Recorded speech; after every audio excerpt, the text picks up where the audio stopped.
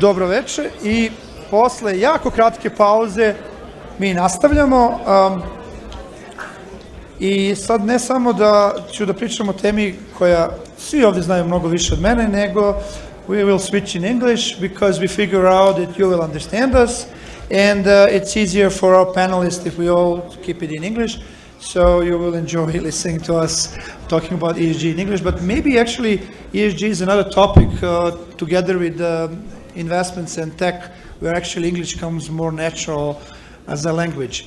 One thing that is pretty good about this panel is that is representing a lot of different industries. Banking is again present. I guess Kopaonik is one place where you'll find bankers everywhere, but we also get people who are food and beverage, if I put it that way, the winery, Tikvish. We have telecom, and we have a chemical industry for all intensive purposes. So we have a wide variety of companies and people who are well positioned to talk about it. So I like to talk about topics that not too many people talk about. And ESG is not one of those. Because ESG is probably most talked topic in last several years among companies, and one thing that Europeans like to talk about it and to perceive it as some kind of source of competitive advantage, which I don't know if all the customers will agree. But anyway, I have figured out that I ask you pretty much the same question, the first one, and it depends what industry you come from. So for your industry that you're coming from, what actually ESG means for you? And we start with the lady, that's the most logical thing. The only one in the panel, probably, so it's, thank you. Not very sustainable. Well, you're right, ESG is actually nowadays is a topic that everybody is talking about, but not many people really know what ESG is about, especially not in the region, considering the fact that ESG is about sustainability. Let's put it simple. It's sustainability in more formal way. Why? Because we have to measure it, right? We have to speak common language, we have to set targets, and we have to understand what we're doing as companies, as individuals, as countries to help sustainability. We used to be very sustainable back in the time. The problem happens in the past 30 years, 40 years, when we are accelerating all the, consumer behavior, so to say. And from here on, we are starting to losing the ground in terms of climate changing, in terms of using resources. And in 2015, the Paris Agreement, I will try not to use a lot of terms and a lot of contracts so that you can follow us more easily. But the countries agreed that something has to be done. And this has to be done worldwide. Climate change, ESG standards, they don't know nations, borders, countries. We have to work all together, and we have to work on environmental, social, and governance to help the planet, at least. But ESG is structured way of how we take care, environmental part, in social part, people, employees, community, and in governance in terms of how we are leading and which practices we use. And we cannot step back from that any longer. We need to take care, and there is one big topic that ESG is providing and talking about, and that's called resilience. If we want to be resilient as environment, as people, as companies, we have to be more into sustainability. Okay, so if I put my imagination to work, I understand how you do something about water, how chemical guys are doing something about their waste, or telco guys are making sure where they put the base station. But when I start thinking about banks and ESG, that's where imagination doesn't work really properly. So what is ESG for the bankers? Well, first of all, let me say it's very nice to be here with you. Thank you for having me, and for our audience, I'm the reason why this panel is in English. So thank you very much for your patience around that.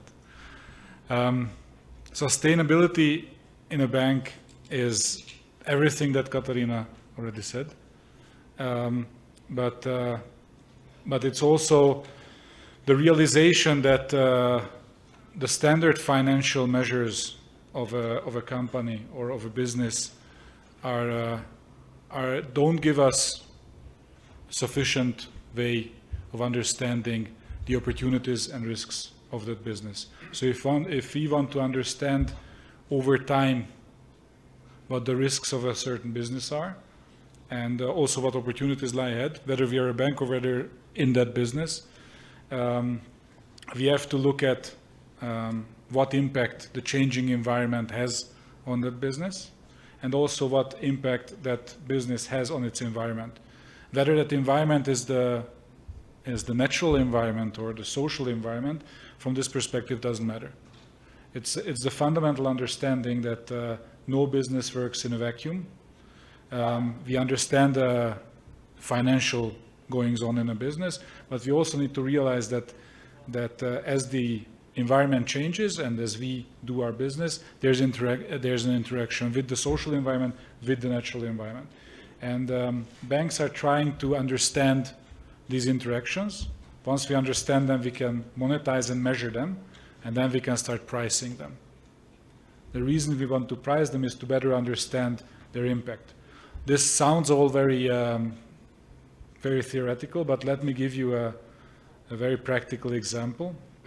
If you are the proprietor of a business, let's say a hotel in a ski region, and you build your hotel, then you make your calculations. How many days will skiers come? How much money they will spend here? How much business can I expect in the summer? You know, everything being the same, this is a very straightforward thing. We as a bank finance. You know, it's building a building. That banks are great at financing things like this, and everything is fine. But then the environment starts to change. The winter is becoming shorter. The summer is becoming longer. So the business itself changes. This is how the changing environment has an impact on the business. We need to understand that, to understand the risks in the business and also to understand the opportunities. Because maybe this is a place where instead of skiing, Congress tourism or summer recreational vacation can have a bigger part. So if we understand this better, we can finance this better. We can give better services to our clients. I think this is a very important part of sustainability. It's less talked about. It's not about saving the world as a whole. It's about giving a better service to our clients and also ensuring a more sustainable way of running a bank. This is, in my understanding, our understanding sustainability in financial services. Yeah, when you put it in those terms and you put it down to the level of customers, actually sounds pretty easy to understand. Thanks for that. I was lucky in the last decade or so to cross paths with Dan in several boards or some other places where we are sitting together, and all these topics somehow comes as a very large and things that, at least in Serbia, we talk about them because they were pushed up on us. And one guy who was always different, and it felt that his heart is in it, is Dan, and he really felt that we should do something about it. And I think that he did a sizable influence in the entire business community about it. But so for you, the same question. So you guys in telco, what you can do about ESG, but also for you, how important is that the top guy in a company really cares about this topic? Thank you, and thank you very much, for this huge interest. I was not expecting at this time of day, to have all of you. So we have a full room, which is great, and for this important topic, which is gaining momentum. And yes, thank you for the kind words. I maybe take ESG for many, many years already very serious, in the time when it was not called ESG, and, it was more or less left either to a CEO, which was, very passionate about it, or the marketing guy or the PR guy, and, the interest of why doing it was very different, mainly sometimes to show off, but sometimes also to make a real difference. And I was always on the side, to make a difference. You can see me wearing recycled sneakers and stuff like this, so I try to be a little bit a role model. But for me, all of that ESG stuff is really about running the business the right way. For a long time it was understood, okay, running good business, making money, happy shareholders, and their happy employees and happy customers and all of that. But it's really about how you run the business, in a right, and really a wide segment of way, from an ethical way, to a, let's say, also a responsible way.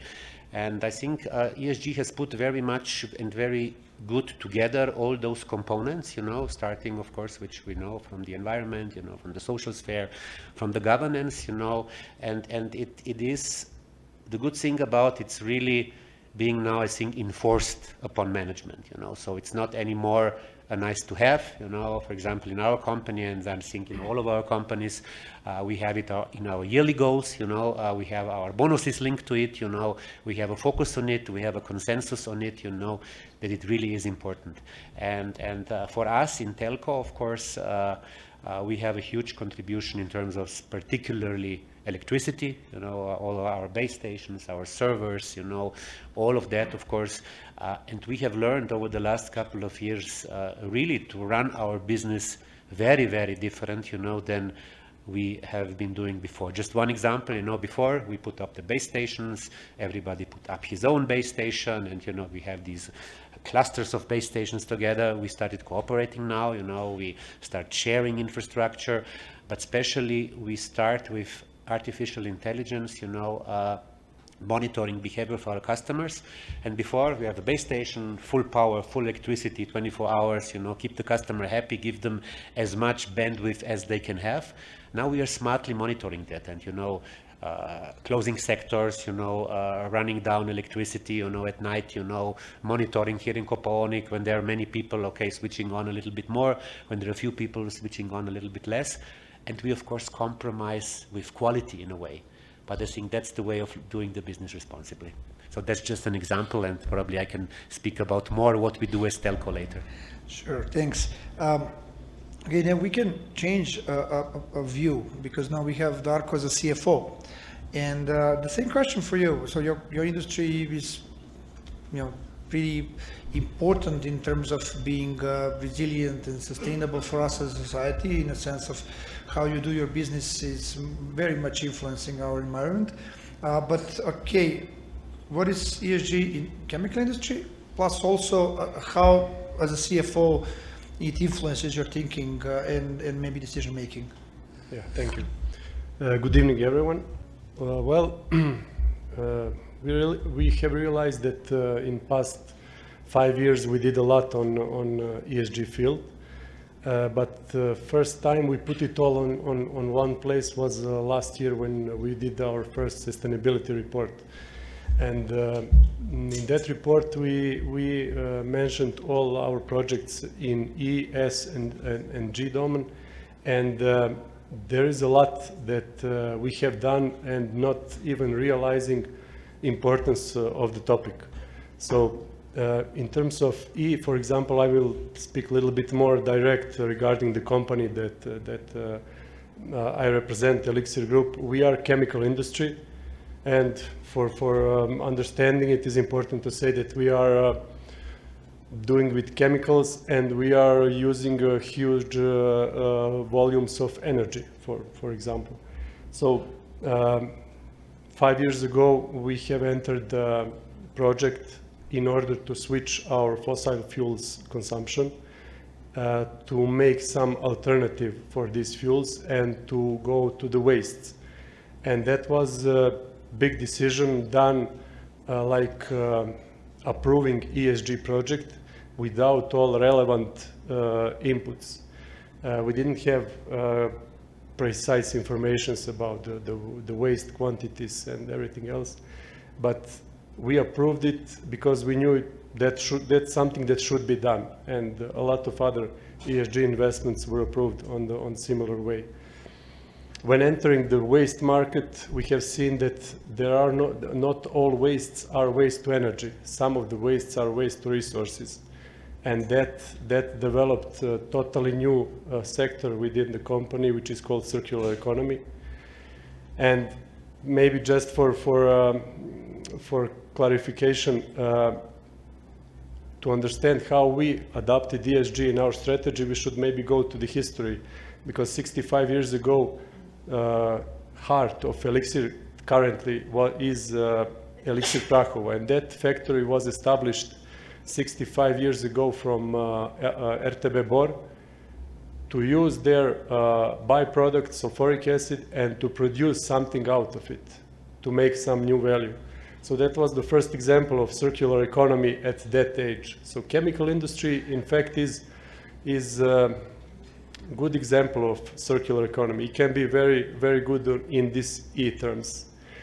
And just to mention this social part, which is also very important. And today we see that this S is really sustainability in our terms, because we work a lot with local community.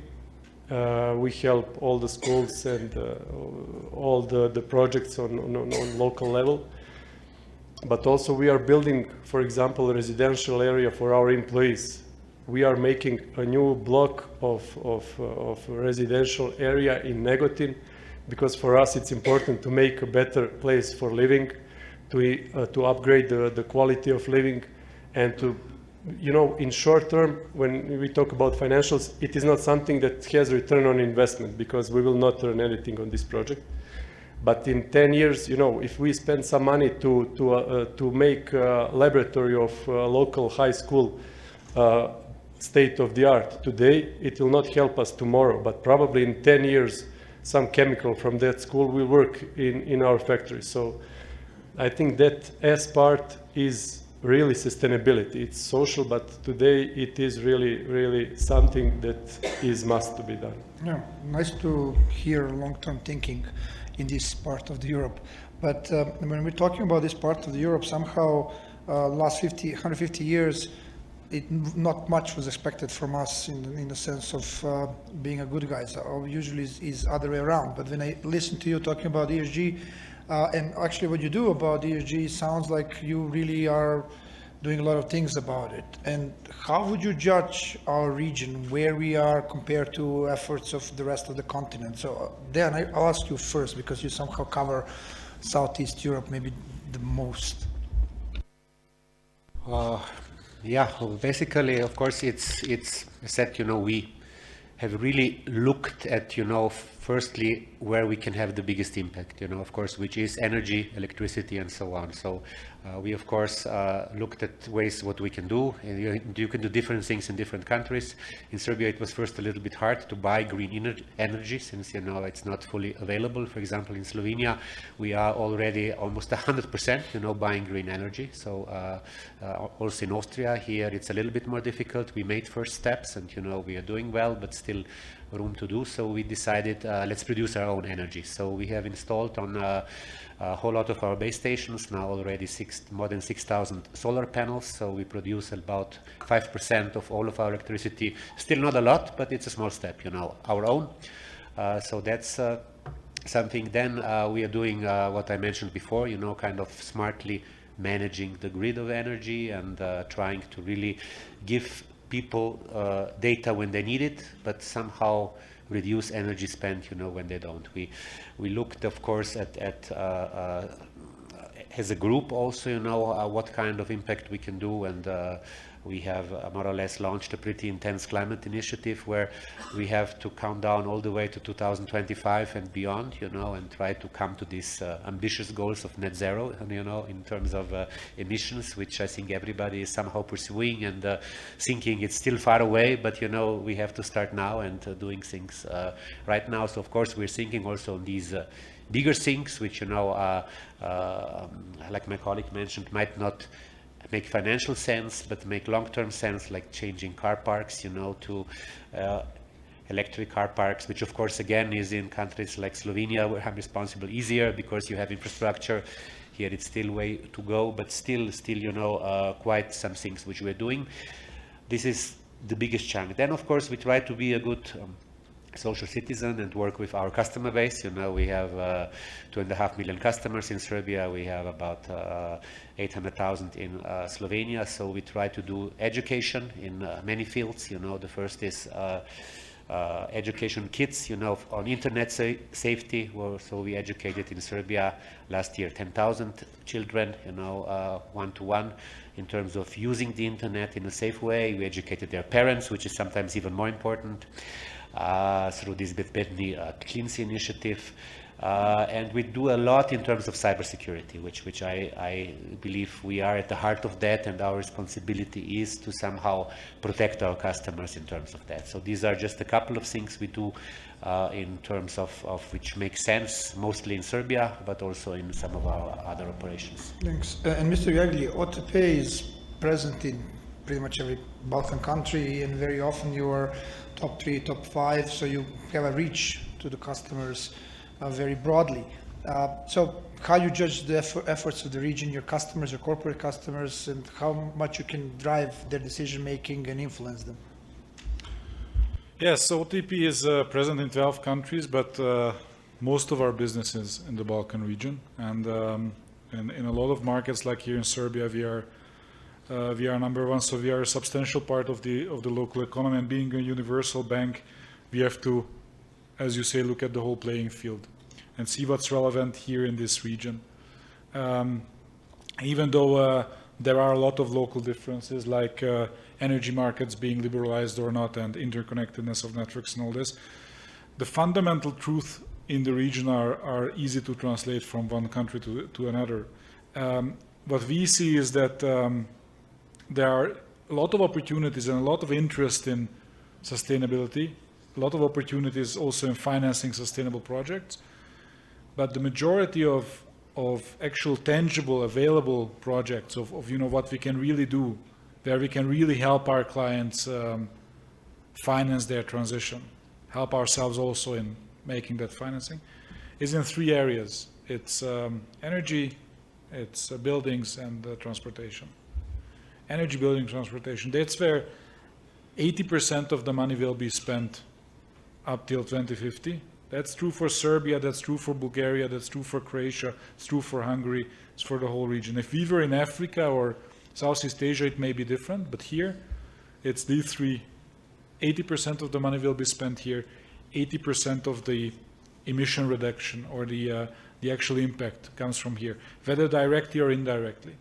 Just to give you an idea what I mean by energy, building, and transportation, 33% of the primary energy demand of these countries on average is used to heat and cool residential buildings. So building insulation in itself is a huge topic that needs to be financed, and I can go on and on with these examples.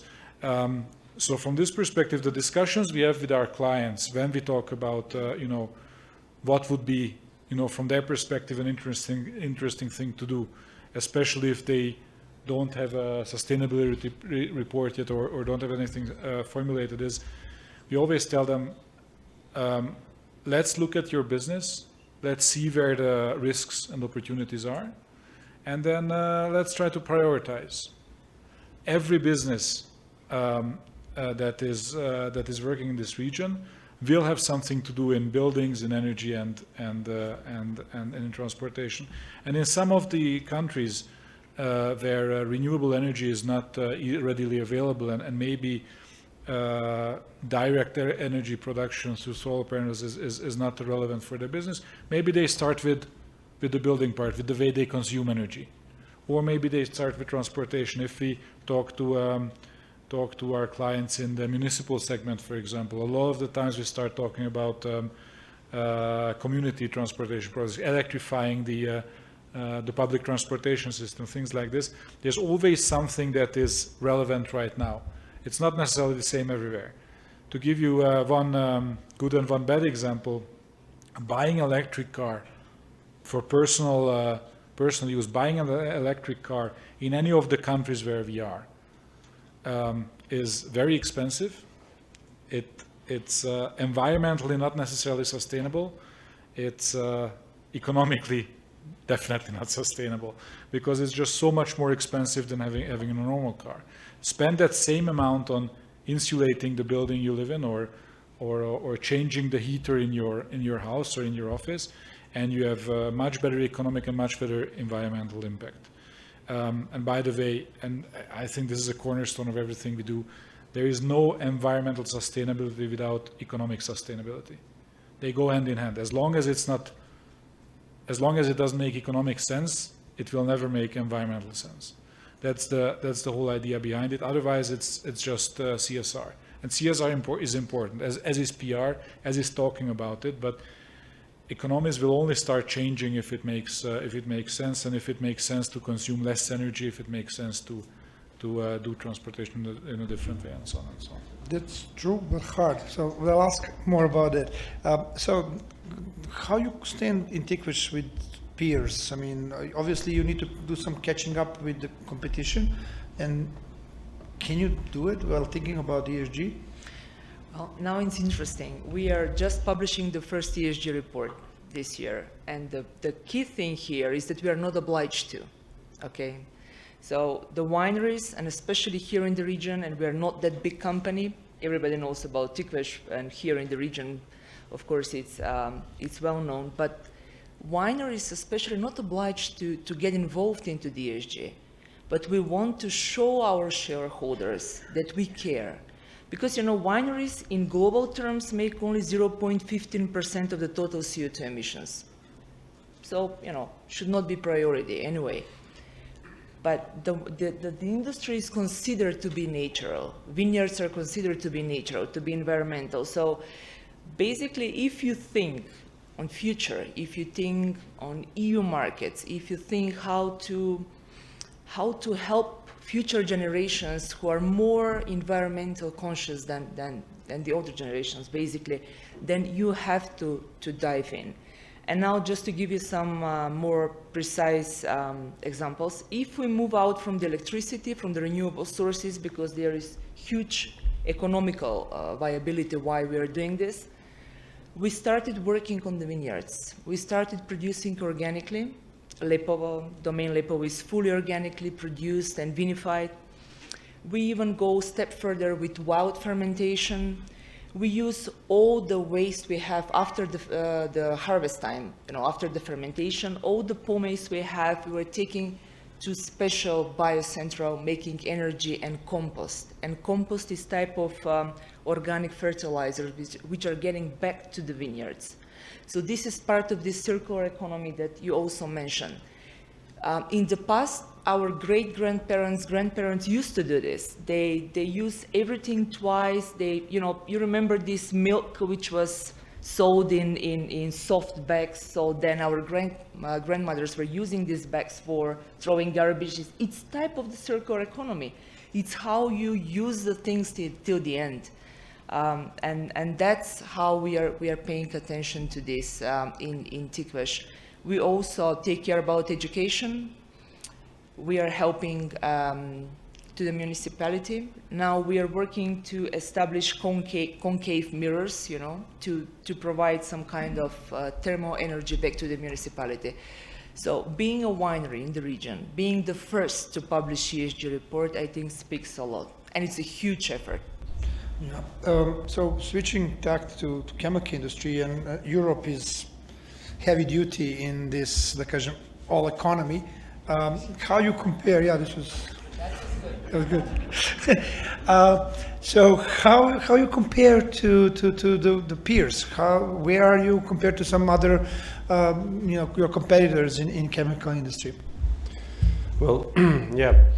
Well, we are the company that exports 70% of our products. So we export to 85 countries all over the world, from Argentina to New Zealand, everywhere. So actually, we don't have any competition here in the region for let's say for production of phosphoric acid and some premium fertilizers.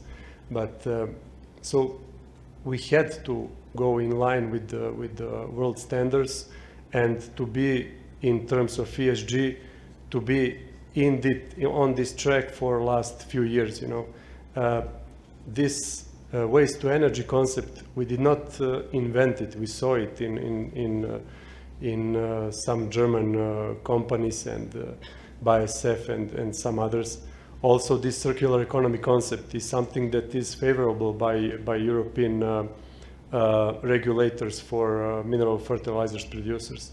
So that is something, if we say that ESG, last year it was not so big topic, we must say. In the last 12 months it boosted, it started to be almost topic number one.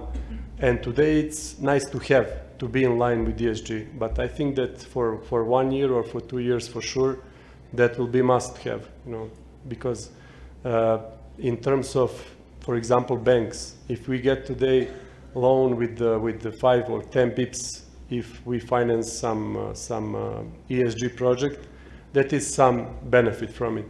But I think that in next 2 or 3 years, if we are not on the track with following these ESG standards, we will not be in position to take any kind of loan. So I think that's the way, and we have transferred our company in that way, and I think that we did it in good moment. I want to ask you for maybe the last question. One thing that, it's at top of everybody's minds when they talk about ESG. ESG somehow seems to be a problem of the first world. Even though, as you said, unless we treat the entire world as somebody who should be environmentally sustainable, we don't get the effect. You said that, Mr. Gurkani, that unless it's really economical, it's not for real and it's not sustainable. But yet somehow it feels sometimes that, it's something that is being pushed by the guys who are already having it good to the guys who need to grow, and in that growth will not do the right things. And even though most likely everybody will agree with you that environment should be preserved and kept, a lot of other things should be done. Poverty should be eradicated, education should be available to everyone. Well, we know it's not. So, in thinking about that, ESG could be something that, rich Europeans want to take care of, while some other guys just want to have heating and hot water. And is it sustainable from a standpoint of global population and where global development is right now? I mean, how would you explain it? I'm sure all of you would say, yes, it has to be done, but how would you sell it to somebody who needs a cheap heating? Thank you. If I may start, there's a fundamental injustice in the whole sustainability field. There's a fundamental injustice in the way global business and global trade impacts the environment. And that is that the countries that make most of the emissions, the rich countries, and we can easily categorize China in there already. The countries that make the emissions are not the ones that suffer most of the effects of the changing climate. I know that the climate is changing, and I know that we cannot go out skiing tomorrow as much as we would like. That's an inconvenience. 5 years of failing crops because of drought in Eastern Africa, that's a catastrophe. And that's because of climate change. So yes, the first world talks more about it, of course, and is also giving it a bigger focus. But that does not mean that this is something that only rich countries or rich people have to think about. Also, if you look at the distribution of emissions, I'm not talking about waste and things like this. I'm talking about actual greenhouse gas emissions that make the planet heat up. Still, 90+% is emitted by the top 10 emitting countries. And 9 out of these 10 are rich. If you don't want to categorize China as rich, then 8 out of 10. Because India and China you can think about, but all the rest are extremely wealthy countries. So the emissions are produced here. And by the way, we will be able to afford air conditioning. We will be able to afford irrigation in our fields. We will be able to afford doing whatever. The other part of the world will not. So there is a real need for thinking about the social impact of climate change and environmental change. And it doesn't need to be as far as East Africa and things like this. Let's think about the economies we live in. Let's think about an economy, and I don't want to use the Serbian example, so I talk about Bulgaria. 70% of the energy, the electricity used in Bulgaria is produced by burning coal. Now that will not change over time, over a short period of time. It will take a long time. If we all start to exit coal now, let's say there's a lot of banks that say, I will not finance any coal-related business from tomorrow on or the next year on or something like this. There's also push towards us to say this. But we are a big part of that economy. We cannot just say, okay, let's not do this right now, because most of the economy, a lot of the people are just depending on this. We need to change very big systems. That takes time. Here's the social part of changing the economies to a more sustainable ways, that we need to find the tools, we need to find the money, and we need to find the time to do this, and not just say, okay, I'm not doing this from tomorrow on, because that will then turn the effects of changing the environment to effects of social change, which are sometimes unpleasant, so to say. Tools, times, and money. Not a easy list. Any other takers for this question? Or we can ask audience if they have some questions for us. It's about the time. Maybe just to add, Sure, I think everything what you said is very relevant. But at the end of the day, it's again like in every business and politics or whatever, all about leadership. And I think, as I see in our group, as I mentioned, the goal is there, to do business the right way, and then you have to really adapt to the circumstances. In Serbia, we can do some things which we cannot do in Austria or Slovenia, but at least it's important that we move. We're moving at this event. I recall last year we had plastic bottles. Congratulations. We have now a little bit a step forward. So I think these are the small steps which everybody of us has to do. And of course, in terms of we as leaders of organization, of course, it's for us important that then in our organization, and I think at least this is the biggest chunk I'm basically dealing, that all of the leadership team, all of the management, is somehow really taking this very, very seriously. And then, magic happens, then ideas come, then basically you start really working in that right direction, and then, things become easy. And it doesn't depend whether you are then a very developed market or end of the world, or maybe not so. And also what Katerina said, that example is great. I remember my grandmother with the milk and so on. And I think these are the things in maybe the third world or the second world, these guys really do an excellent job in doing that. Also in Serbia, I'm fascinating somehow how things are reused if you go to the flea market or whatever and see, how great things work. So I think it's a little bit also vice versa, getting to know and to learn not only this other world from us, but we also from this other world, how to really do things in a different way. It's like, just to make a comparison, it's not really a very good one, but it looks like that. It's like 18-year-old person and 45-years old person are getting into marriage separately, but they're, okay, you have to get married tomorrow. Both will, but the 45 will be more mature for, to make some decisions within. And the 18 one will jump into, but we don't know what will happen. We're not on the same ground, definitely. And the problem is that we, as part of Europe, not as part of European Union, at least not in Macedonia, still in Serbia, we, share now the common responsibility to be more advanced into this without having a lot of perks out of it.